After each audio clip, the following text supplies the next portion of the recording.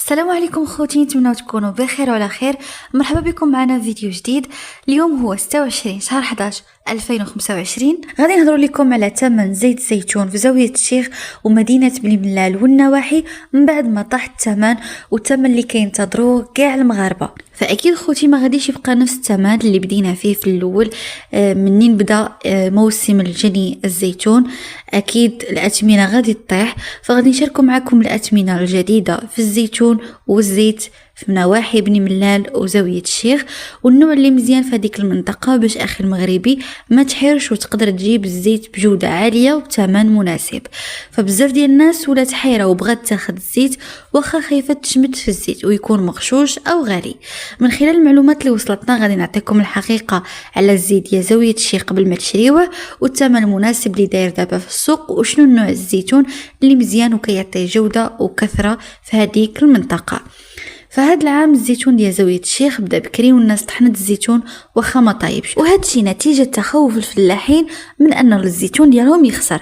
ولكن خص الفلاحين يعرفوا ان موسم الجني هاد العام تاخر بشهر تقريبا، فخصهم يصبروا على الزيتون اللي مازال ما طابش.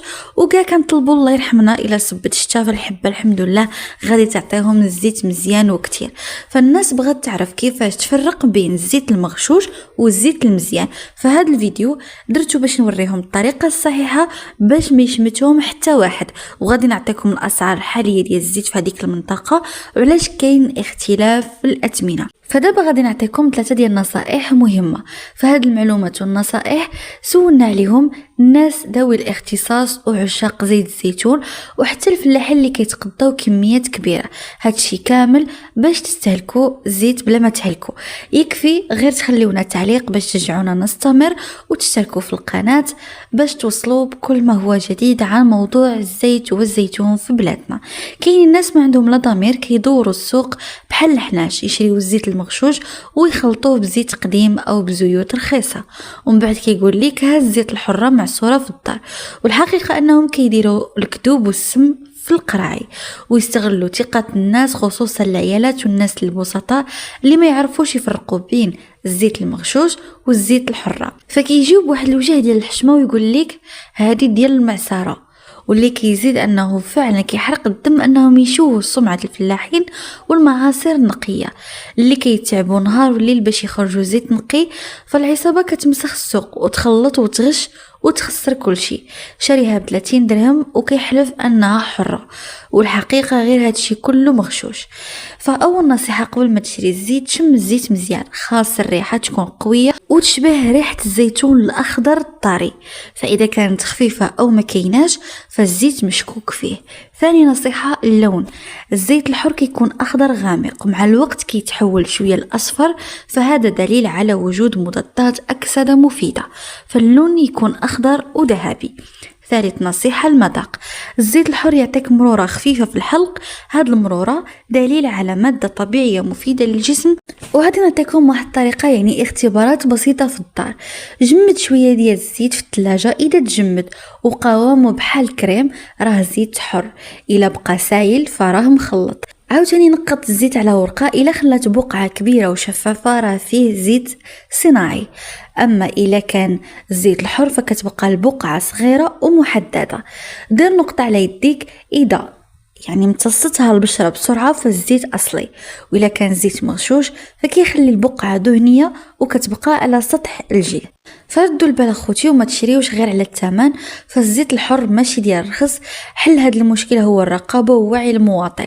فالزيت اللي معصور بطريقه نقيه ما يمكنش يكون رخيص يعني حتى لهاد الدرجه، فاللي يبيع باقل من هاد الشيء كيدير يعني حوايج مغشوشه. فحاليا يعني الزيت موجوده وحتى الزيتون، ولكن اللي بغى يزيد يصبر شويه حيت ممكن يزيد يطيح الثمن واحد شويه مقارنه مع الاثمنه اللي غادي نشارك معكم اللي متواجده حاليا في الاسواق ديال زاويه الشيخ وكذلك مدينه بني ملال والنواحي. ودابا غادي نهضروا على موضوع تخزين الزيت، فهو مهم بزاف.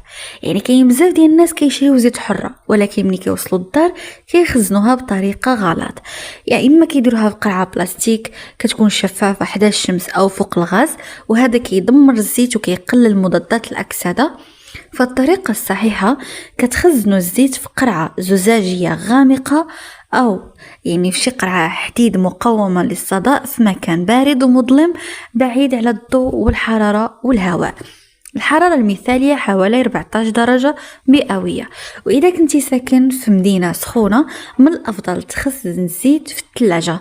يعني كاين شي مناطق في المغرب بحال نواحي مراكش، يعني كاين بزاف ديال المناطق كتكون سخونة بزاف، فأهم حاجة يعني تبقى بعيدة عن الحرارة والضوء. ما تخزنوش الزيت في بلاستيك رخيص أو معادن قديمة، هادشي كيدخل مواد خايبة للزيت ويخسر الجودة. ودابا غادي نهضروا على أنواع ديال الزيتون اللي موجودة بكثرة في زاوية الشيخ.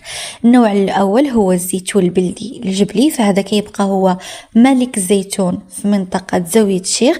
كتكون الحبة متوسطة والنكهة قوية ونسبة الزيت فيه مزيانة بزاف. النوع الثاني هو بيشولين، حبة كبيرة، المنظر ديالو كيكون زوين والعصر ديالو كيخرج كمية يعني محترمة ديال الزيت. النوع الثالث هو الزيتون الأسود البلدي، كيكبر في أعلى الجبال وكيعطي زيت ثقيلة وغنية بالنكهة، يعني كيكون واحد المذاق فيها يعني مختلف على النوع ديال الزيتون البلدي الجبلي وديال البيشولين. وهاد ثلاثة هو يعني اللي كاينين بكثرة في زاوية الشيخ. فثمن الزيتون حب في زاوية الشيخ كيدور ما بين 6 دراهم حتى ل7 دراهم ونص الكيلو على حسب الحبة والجودة. وإذا بغيتي تعرف الثمرة واش فيها زيت بزاف ولا لا، فديما كنقول لكم خذوا حبة ديروها بين صباعك، إلا حسيتي بالزيت طالع في صباعك راها مزيانة، وإلا خرج الزيت شوية فهاد النوع كيكون ممتاز، يعني غادي يعطي الزيت بزاف. ودابا غادي نقول لكم علاش زيت زاوية الشيخ مميزة ونادرا في كتلقى بحالها. اولا الارض الجبليه كتخلي الزيتون ينضج بشويه بدلا يعني ما كينضج بسرعه، فالنكهه كتولي قويه. ثانيا السقي الطبيعي من الوديان والعيون الجبليه. المناخ البارد كيساعد على جوده عاليه. الفلاحين محافظين على الطرق التقليديه، يعني يتم العصر بطريقه تقليديه اللي كتحافظ على الزيت مده طويله. ودابا غادي نهضروا على ثمن زيت الزيتون في زاوية الشيخ ونواحي بني ملال. فاليوم بتاريخ 26 شهر 11 2025 ثمن الزيت طاح من بعد ما كان الأسبوع اللي فات ما بين 65 درهم حتى 75 درهم. فحاليا ابتداء من اليوم وغادي يكون هاد الأثمنة طيلة الأسبوع ابتداء من 45 درهم حتى 65 درهم، وطبعا كما كنقولوا ديما على حساب الحبة والجودة ديال الزيتون. فهذا هو الثمن الجديد من ابتداء من 45 درهم الليترو في نواحي بني ملال وزاوية الشيخ. فاخوتي وصلنا الى نهاية الفيديو. كانت هذا هو الثمن الجديد من بعد ما طاح السوق في مدينة زاوية الشيخ ونواحي بني ملال.